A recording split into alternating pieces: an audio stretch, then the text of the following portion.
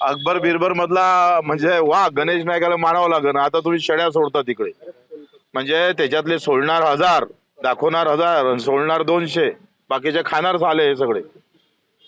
अरे मुळात आम्ही सांगतोय, आम्ही त्याच्यासाठी उठाव करणारच आहोत का वन्य प्राण्याचा त्रास एवढा वाढला शेतकऱ्यांना का पीक घ्यायचं का नाही घ्यायचं.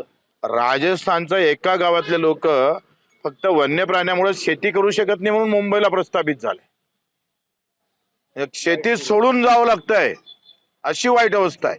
चंद्रपूर सगळ्याच इकडे, इव्हन सगळ्या महाराष्ट्रात नाही देशामध्ये हाती काही भेटत नाही.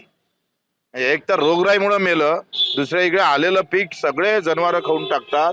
आणि अशा सगळ्या अवस्थेमध्ये साधी एक गोष्ट नाही आहे.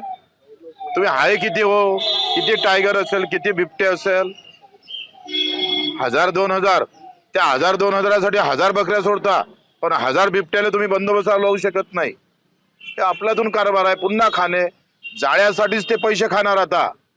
म्हणजे आता त्या प्रत्येक शहरात जाळ्या टाकणार बिबट्याला पकडण्यासाठी, त्याचे 200 कोटीचं बिल काढणार आणि 2 कोटीच्या जाळ्या निर्माण करणार. जाऊ तिथं खाऊ असं सरकार आहे, दुसरं काही नाही. त्यांना माहित आहे ईव्हीएम मशीन मध्ये मतं वाढल्या जाते, त्याच्यानं काही संबंध राहिला नाही.